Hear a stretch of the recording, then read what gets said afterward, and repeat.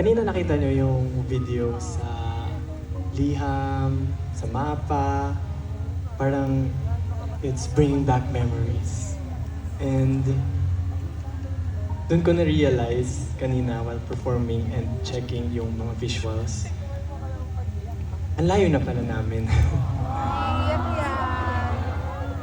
Hindi ko naisip, parang ang tagal na rin pala nung almost 8 years as an artist. And I feel like maigsi pa siya. Pero yung journey namin, parang sobrang tagal niya kasi ang daming pinagdaanan. Nag-training kami ng ilang years, nagkita-kita kami ng kahit di kami magkakilala, hindi namin alam yung ugali ng isa't isa. Pero isipin mo, tumagal kami ng 8 years. And right now, ganitong karaming tao yung sumusuporta sa amin. Grabe. We're just very thankful sa lahat sa inyo and sa lahat ng taong nakasama namin. Nakasama pa rin namin ngayon at syempre yung mga hindi na namin nakakasama, gusto pa rin namin silang pasalamatan kasi naging part sila ng journey namin. And yung journey na to, hindi talaga siya madali. Karoon ng pandemic, karoon kami ng maraming problema. Wala kaming alam sa industry. But then, we were able to pull off yung ganito kalaking show. So maraming salamat sa inyo, 18. Thank you so much. Kasi patuloy kayong sumusuporta. Kayo yung nagbibigay ng lakas sa amin. Talagang pamilya na rin namin kayo. Thank you na sa mga pamilya namin, syempre. But sa 8 years na yun, din na napapaisip ako, parang may wakas ba talaga to? Matatapos ba talaga to? Kasi alam naman natin, ever since, hindi pa kami nagtatagal, alam namin na hindi permanent itong pinasok namin na industry. But 8 years is good year. Tagal na. So maraming salamat, AT. Mahal na mahal ko kayo.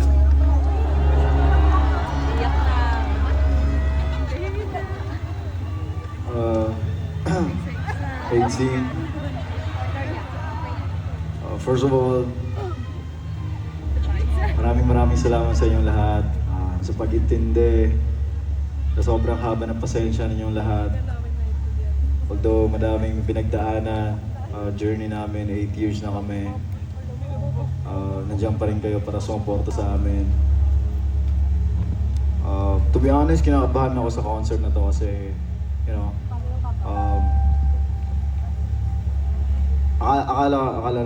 akala ko nagsawa na kayo sa amin, but then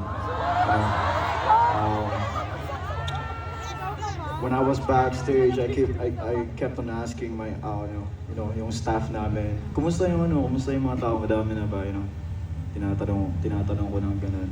Then I'm so happy while pumunta kami dun sa C stage. Ang dami talaga nung nasa likod. It's just unbelievable. And definitely, hindi ko talaga makakalimutan tong araw na to. Maraming salamat sa inyo lahat. Mahal namin kayo.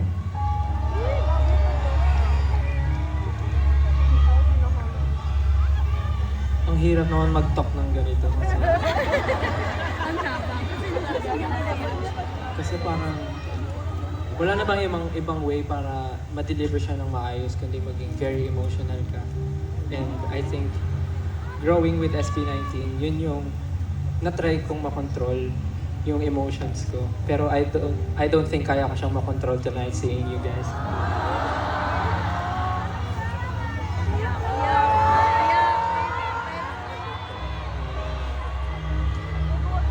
Tulad nga ng sabi nila, sobrang tagal na ng SB19. And every time na may concert kami, lagi lang pumapasok sa isip ko. Hanggang kailan kaya namin ma-experience yung ganito?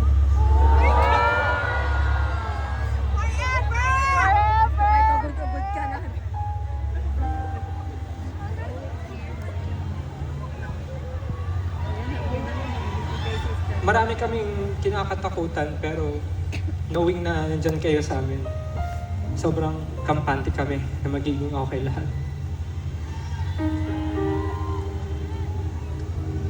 Hindi man tayo sure kung kailan magwawakas ang lahat, pero at least ngayon, sure tayo na marami na tayong nagawang memories na masaya magkakasama. So, saan man ito mapunta, I think enough na yun para masabi naging makabuluhan yung buhay ko. So, maraming salamat kay team. Thank you.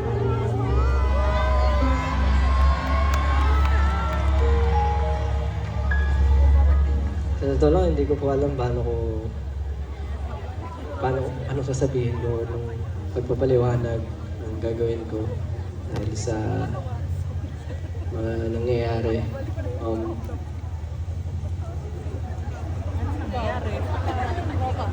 Sunod, Siguro, mukha ni Pao. gusto ko lang po sabihin na kayo siguro yung nagsilbing guide din namin. Tuwing naliligaw kami ng landas at hindi namin alam kung tama ba yung tinatahak namin. Bumabalik pa rin kami sa reason ba't kami lumalaban at para saan ba talaga kami. Diba? Nagpapakapursige. Pero, oo, para sa'yo. Para sa'yo. Ang laman nun. Pero gusto ko lang po talaga, ayoko po kasing maging emotional na gano'n. Gusto ko lang po talaga magpasalamat sa inyo.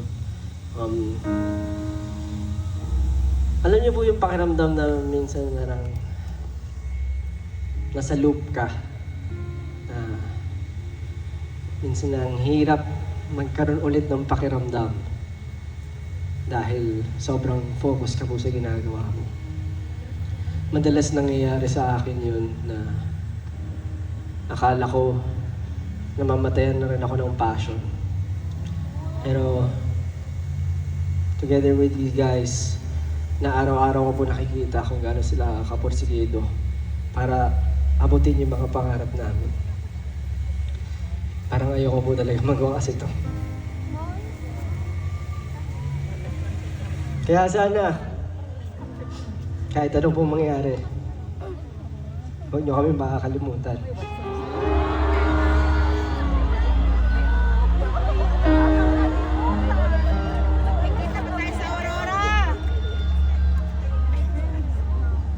Pwede po ba ngayong gabi? Gusto ko lang po pasalamatan natin yung bawat isa. Kami sa SB19, we rarely say thank you to each other. Bibihira po. Talagang nakapokus lang kami sa kung anong gusto namin mangyari. Even yung mga tao sa paligid namin, minsan nakakaligtaan na namin pasalamatan. Pero sa totoo lang, nag-umpisa siya sa pangarap namin. Pero hindi lang siya basta pangarap eh. Yung pangarap na salita parang kung iisipin mo, basta-basta siya. Pero it's a very powerful word. It's a very, very powerful thing. Na kapag nagsama-sama yung pangarap, ng bawat isa, yung passion, yung energy, yung hard work, talagang out of this world yung nabubuo. Kita nyo ngayon, no? Meron tayong ganito, meron tayong samahan na di matitibag. Originally, trilogy lang yung gusto namin ilabas, pero habang tinitingnan ko yung album, parang ang pangit tingnan na tutuldukan mo lang. Kasi pag sinabi mo tuldok, tapos na eh. And to be honest with you guys, nafe-feel ko rin yun sa amin kasi nga, sabi nga ni, sino ba yung nagsabi na tumatanda daw tayo? Gaga. Tama naman po yun. Pero hindi naman po doon natatapos ang pangarap. Hanggat nandyan po kayo na sumusuporta sa amin, yung mga tao na punong-puno ng passion na nandito, na bumubuo ng show para na mabigyan kayo lahat ng napakagandang at mapagmamalaki ng Pinoy na show. Magpapatuloy po kami. Pero yun, nabuo namin yung onesie, yung pangarap, nanganganak, nagbubunga ng panibago. And hopefully, together, yung mga pangarap natin magsama-sama para maiangat natin yung industry. So, nagpapasalamat po ako sa inyo. Kahit ito na yung wakas, hindi pa po dito tayo nagwawakas. And as much as we don't want this to end, yun nga po, dumating na tayo sa wakas. Para sa lahat ng sumama sa amin mula simula, para sa ating lahat.